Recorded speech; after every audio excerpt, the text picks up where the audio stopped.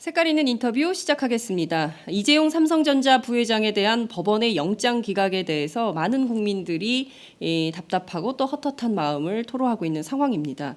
무엇보다 조희연 서울중앙지법 영장전담 부장판사가 실제로 영장을 기각하면서 쓴 3가지 이유 이외에 알려지지 않은 2가지 이유가 더 있고, 그것 중에 하나는 피의자의 주거 및 생활 환경을 고려해서라는 것이고, 다른 하나는 뇌물수수자, 그러니까 박근혜 대통령을 조사하지 않았다는 점 때문이라는 것인데요. 과연 이것이 옳은 판단이었는지 좀 살펴볼 필요가 있을 것 같습니다. 그래서 오늘은 전직 부장판사이자 민변 사법위원장이신 성창익 변호사를 전화로 연결해서 자세한 말씀을 좀 들어보도록 하겠습니다. 성 변호사님 나와 계신가요? 예, 안녕하십니까. 네, 저희 방송은 첫 번째 출연이십니다. 예, 예. 저희가 전직 부장판사님은 처음 모시는 것 같습니다. 그렇습니다. 예. 예, 인터뷰에 급하게 저희가 요청을 드렸는데 응해 주셔서 너무 감사드리고요.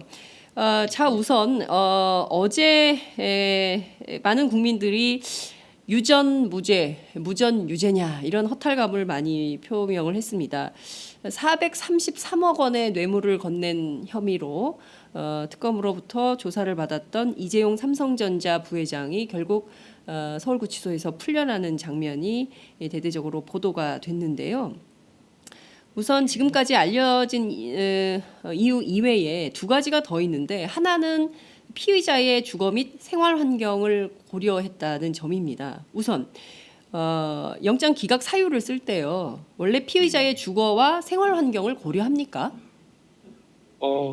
주거 부분은 그 구속 사유에도 주거가 이제 일정한 주거가 없는 때는 구속 사유가 되는 것으로 형사소송법에 네. 규정이 되어 있어서 주거에 관해서 규제하는 건 드문 건 아닌 것 같고요. 네. 생활 환경이라는 용어는 좀 귀에 익숙하지는 않은 것 같습니다. 네, 그렇군요. 성 변호사님께서도 영장 전담부에서 한번 쓰신 적이 저는 있으신가요? 영장 전담을 한 적은 없습니다. 아, 그러시군요. 예. 예. 자, 그러면 생활 환경이라는 것을, 그러니까 이게 뭐 여러 가지로 좀 저희가 해석을 해볼 필요가 있고, 법원에도 저희가 이제 취재 요청을 해놓은 상황인데요. 예. 이게 생활 환경을 고려한다는 게 무슨 뜻일까요? 이를테면 2가지인데요. 예. 이재용 부회장의 생활 환경이 좋으니까 한국을 떠나지 않을 거고 여기서 불구속으로 재판을 받을 수 있다, 이런 해석이 하나 있고요. 또 다른 예. 하나는 이재용 부회장이 머물기에는 서울구치소라는 환경이 2평 남짓이고 매우 열악하다. 밥도 1,440원짜리 한 끼에 반찬도 3개밖에 안 나오고 말이죠. 이게 1,440원짜리 밥을 먹기엔 너무 환경이 열악해서 그랬냐? 뭐 예. 이런 비판도 나옵니다. 어떤 설마 그 후자 예. 상황을 고려해서 그런 표현을 쓴 건 아닐 테고요. 제가 보기에는 이제 그 주거가 일정하고 또 이제 도망할 우려가 적다, 네. 없다. 그 부분을 좀 뒷받침하기 위해서 그런 표현을 쓴 게 아닌가 싶습니다. 생활 환경을 가지고 그 피해자를 달리 취급하는 거는 문제가 있겠죠. 그러니까요. 생활 환경과 관련해서 피의자를 처분한다라는 것은 보통 판사님들 입장에서 볼 땐 좀 매우 이례적이다, 이렇게 보시는 건가요? 예, 저는 아마 그 표현을 쓴 거는 네. 그 구속 사유를 이제 그 판단하는 하나의 인자로서 네. 주거하고 좀 가까운 개념으로 아마 생활 환경이라는 용어를 쓴 게 아닌가 싶습니다. 그렇군요. 주거와 가까운 개념으로 생활 환경이라는 이걸 썼다.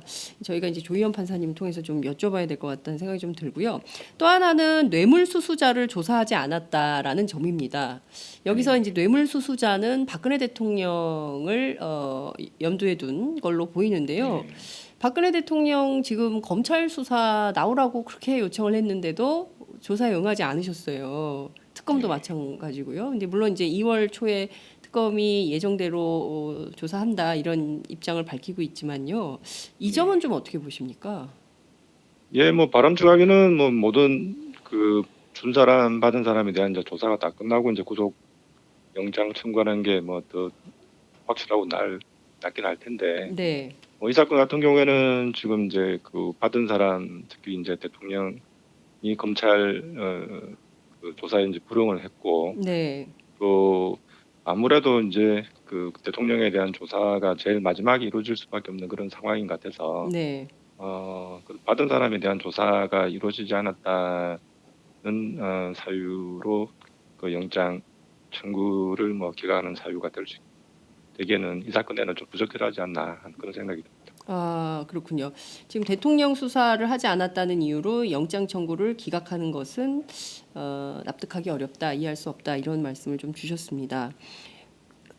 그렇다면 이번 경우에 이렇게 433억 원이나 되는 뇌물 그리고 특히 피해갈 수 없는 여러 가지 정황 증거가 나오고 무엇보다 박상진 그 삼성전자 사장의 휴대폰 그리고 장시호 씨가 제출했던 제2의 최순실이 보유했던 그 태블릿 PC 이 증거들이 나오고 있는데요. 이를테면 이재용 부회장의 경우에는 대한민국 최고 재벌 기업의 사실상 총수이어서 증거인멸의 가능성도 여전히 있는 거 아닙니까? 이번 사건에서는 도주 우려보다는 증거인멸의 가능성을 두고 구속 여부를 좀 결정했어야 했던 것은 아니냐 이런 진단도 나옵니다. 이 점은 좀 어떻게 보세요?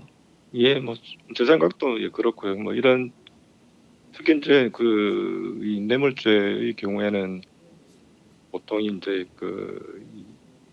화이트 칼라 범죄에 이제 속하는데 이런 경우에는 사실은 주거가 불안정한 경우는 잘 없을 테고요. 네, 도주료도 마찬가지고 사회적 지위가 있는 경우가 이제 높은 분들이 많으니까 네, 그래서 특히 증거인멸의 우려가 있는지 없는지가 좀 더 중요하게 판단되는 요소일 것 같습니다.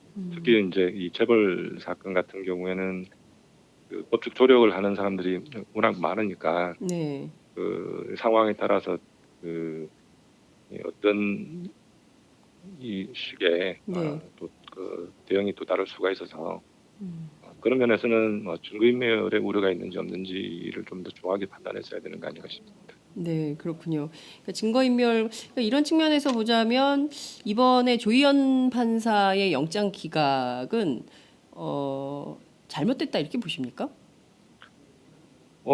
제가 뭐 단정적으로 그렇게 뭐 말할 수는 없을 것 같고요. 네, 근데 그냥 일반 그 국민하고 비슷한 수준으로 제가 뭐 이 기사나 보도로 이제 접한 정도의 수준으로는 네, 네. 어 구속 영장이 발부될 가능성이 좀 높지 않았나 그런 생각을 하고 있었습니다. 개인적으로는. 예, 예. 이것이 이제 영장 발부될 가능성이 높다 이렇게 전망을 하셨는데 결국에는 기각으로 결정이 됐는데요. 저희가 이제 쭉 추적을 해봤더니 조희연 판사의 경우에는 과거에 그 신동빈 롯데그룹 회장에 대해서도 불구속 그리고 또 옥시 존리 전 대표에 대해서도 불구속 그리고 폭스바겐 사장에 대해서도 불구속. 그래서 재벌에 대해서 유난히 좀 뭐 너그러우셨던 거 아니냐 이런 네. 비판도 나옵니다. 그런 점은 좀 어떻게 보세요? 예, 아마 뭐 이제 그런 보통 이제 재벌 관련된 사건들이 일반 그냥 단순한 형사 범죄하고 달라서 네, 좀 복잡하고 좀 법리적인 다툼이 있는 경우가 좀 많을 겁니다. 그래서 아마 법리적인 판단을 좀, 더 좀 철저히 하신 게 아닌가 싶은데, 사실은 이 구속영장 발부 단계는 그 형사재판에서 유죄 선고할 때하고 좀, 이 뭐 소명이나 증명의 정도가 좀 다를 수 있어서, 네, 네, 이 어느 정도 그 뭐 유죄의 확실한 심증이 없더라도, 네. 그럴 수 있다는 그 개연성이 있으면은 발부할 수 있지 않나 싶습니다. 그렇군요. 그 중요한 것은 뇌물, 횡령 그리고 이번에 이제 위증이에요. 국회에서 위증을 했거든요. 그래서 이게 특검이 네. 고발 요청을 했고 그래서 이제 그것도 중요한 사유로 들어갔는데 뇌물에 대해서는 판단을 했지만 이게 횡령과 위증에 대해서는 판단이 없는 거 아니냐 이런 비판도 있는데요. 이 예. 점은 좀 어떻게 보십니까?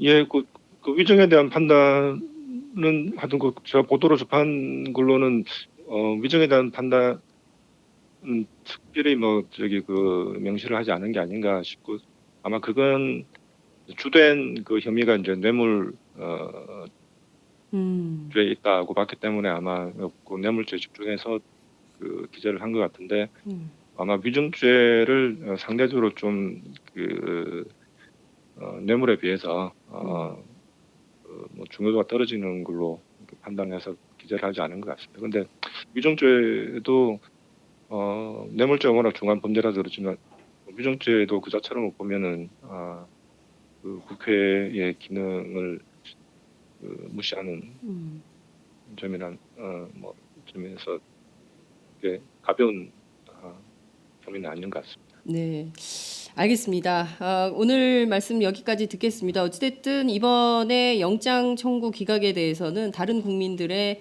눈높이와 마찬가지로 전직 부장 판사님의 입장에서 보기에도 좀 이해하기 어려운 그런 결정이 아닌가 이런 말씀을 좀 주셨습니다. 오늘 말씀 주셔서 고맙습니다. 예, 감사합니다. 네, 지금까지 민변 사법위원장이신 성창익 변호사와 함께했습니다. 하루야채 주세요.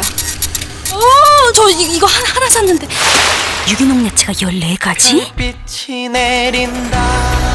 14가지 유기농 야채 이것뿐일걸. 14가지 유기농 야채 하루야채.